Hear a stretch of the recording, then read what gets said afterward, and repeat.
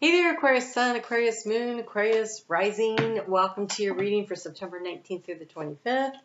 We've got a new moon happening in fellow air sign of Libra this week. We've got the sun moving into Libra, which means that we have the change of seasons, either into fall or into spring, depending on where you live in the world. Your cards are being very stubborn. It's been taking me a while to get them to want to come out. So let's see what's going on with that. Ooh. Wow. Well, as stubborn as they were, everything's moving pretty quick for you. Overall energy, Knight of Swords. Lots of fast thinking, communication.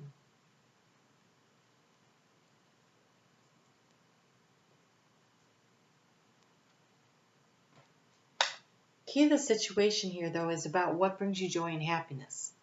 So I do want to warn you about you may be completely correct in what you're saying, but to remember the ultimate goal is happiness. Okay, so you have the Nine of Cups.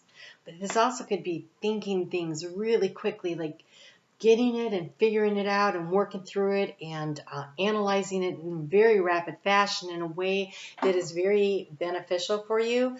You also have the opportunity to do some very creative problem solving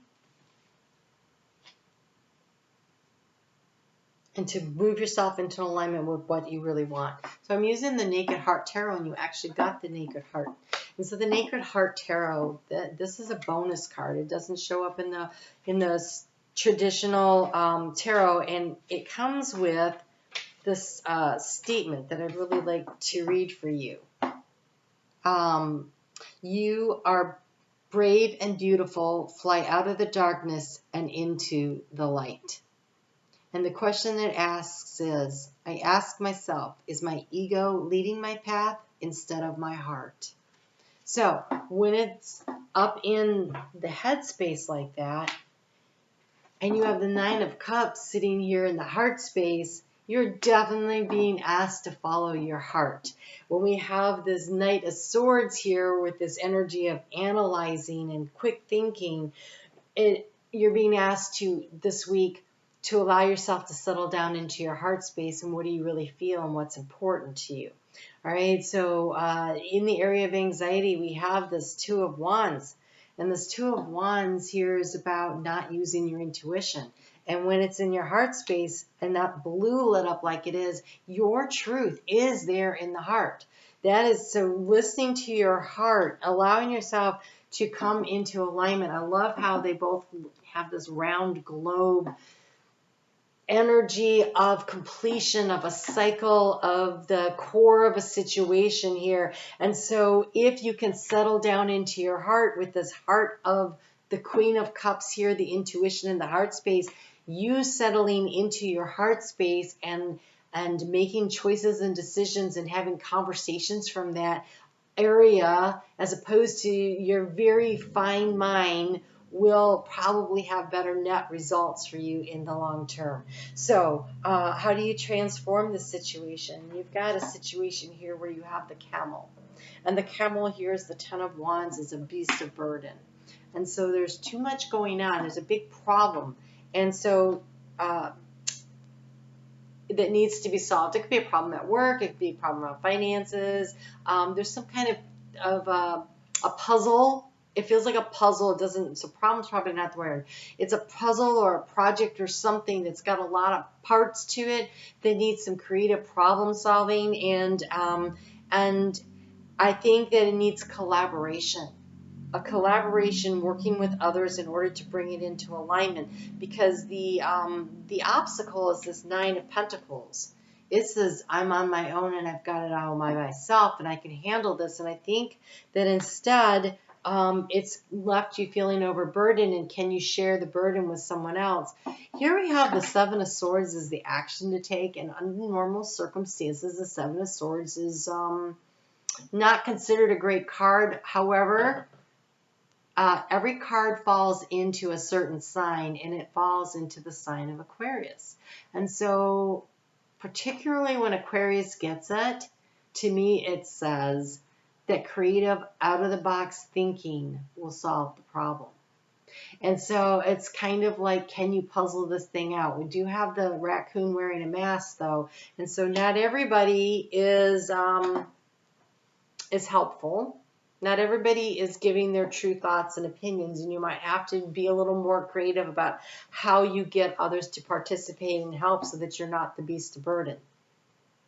It feels like there needs to be a collaboration if you can bring everybody into the same thing. So whether this is the house is a mess and we got to get it cleaned up because we're having a big party this week, or the garage is horrible and how are we going to get the car in there over the winter, or there's a big project at work and there's a big deadline coming and they're like dumping everything on your plate, or, you know, whatever this thing is, there's more than one person that can be available to help.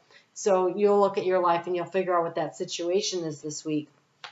But if you get into your heart space, you'll intuitively be able to solve the problem, figure out how to best collaborate and bring this together to completion. In the area of resources, you have sweet reward here. It is the universe. It is the last card. It is completing things, but it is the honeybee.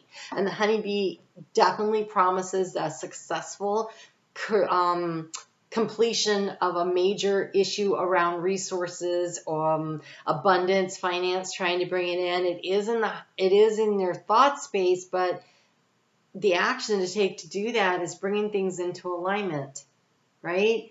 Action in alignment with the desire of what you're trying to create. And so again, the creative problem solving. So if this is not a collaborative thing and it's just you, then it might be that you need to, maybe you're trying to refinance a loan. It's collaborative, even if it is just a personal loan, to maybe pay off your credit cards or something. And so creative out-of-the-box thinking, you know, would be asking for help from somebody else to get one loan to pay off all the credit cards, and then you would just have that one bill instead of the multiple bills or something like that. There's something where it takes a different way of looking at it in order to allow you to create the sense of independence and wealth that you really want here. So there's something really positive coming from this, that it's going to take intuition. Paying attention to opportunities when they show up and noticing them. So the moon is in Cancer on Monday and Tuesday, and that moon in Cancer, we have the card of change. It's shown up so many times. This is a week where we ease into the change the direction with ease. It's time for change, shape shifting, soul evolution. It's time to reconsider what you're wanting, and you may be in for a surprise. So that new moon that happens in Libra is at 5:55 p.m. on Sunday, and those 2 5s on the time is the 55 is everywhere in the world except for a couple of random time zones. And so that is the energy of change, multiple changes, right? 5 plus 5. But that creates the wheel of fortune. It allows a situation to come to completion, and move things in a new direction. And so that energy of change, if you start thinking, using your intuition, the moon in Cancer, it would be definitely about using your intuition to figure out how to make the next changes possible. And then when that moon moves into Leo on Wednesday and Thursday is when we have the equinox, okay? So that's at 9:03 p.m. Eastern time zone here in the U.S., and then a moment later, the sun moves into Libra. And during this time, though, Mercury is right there, and it's really staticky, and so communication becomes very complicated this week. And that's why I really want to encourage you to watch your words, because what you're trying to say and how it is perceived may not be the same thing. And so make sure you're feeling your way through that energy. You have commitment, enthusiasm, and power. The power, your enthusiasm, is what powers your commitment. Your commitment to work in alignment to move towards success, right? The Chariot is very much a card of success. The universe here is very much a card of success. And so this power that's coming through, it is by committing in the heart space. What is it that you truly want in order to get where you're going? And your excitement and your enthusiasm and your energy can be very contagious in bringing what you want. I celebrate everything in life, and I have limitless joy. I am a radiant, glorious, powerful being. My commitment increases my joy and freedom. The more you commit to what it is you're trying to create, where you bring your actions into alignment with the desire and the dream that you have, the sooner you're going to bring it in the way that you would really like to see it happen. So that moon's going to move into Virgo on Friday. And right after that, a couple hours later, Mercury backs into Virgo. And so that's why it's so staticky, because really we have the Sun conjunct Mercury for those few days there. So now Venus is also there. And so there's this energy about coming at something from two different directions to try to manifest what it is that you really want, desire, what is of value to you, Venus. And so the moon is moving forward. This is how I feel. This is what I want. Mercury's coming back saying, okay, so we need to rework this problem. We need to do a little out of the box thinking to see how we can recalibrate this in a way that really works. Wow, really? Weird. Okay, so you have two tens. Again, the change, right? The Wheel of Fortune. One is the Ten of Swords and one is the Ten of Cups. So the Ten of Swords is the ending of a situation that doesn't work for you, and the Ten of Cups is the fulfillment of your heart's desire. So there is definitely, with this 10 here, look, you've got another 10, right? This is setting down the burden. This is ending a situation that is not working for you. It is the resolution of difficulties. That out-of-the-box thinking is definitely going to help. A weight lifted off of your shoulders or off your back. The end of an addiction or codependency. And the Ten of Summer says an emotionally fulfilling life and with family or friends, raising children wisely, and people you can trust. And so I really feel like you are shifting out of some lower vibrational, difficult energy this week, but it's going to require a little out-of-the-box thinking. And definitely emotional intuition, listening through your heart space to what feels right. And then aligning your actions to your goals.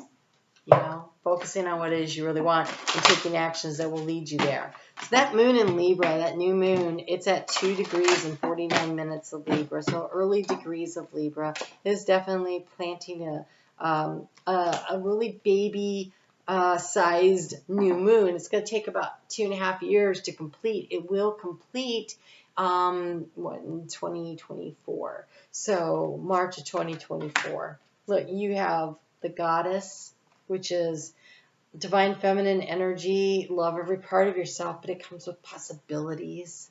Look at that. That card really makes me think of you guys. Raise your standards, elevate your expectations. You have unlimited potential and compassion. That's that Queen, this Heart of Cups here. That compassion in your heart space for yourself, first and foremost. You don't have to be perfect. And then when you realize, gosh, I'm not perfect, and that's okay, it's a lot easier to not expect perfection out of everyone else. Be gentle with yourself.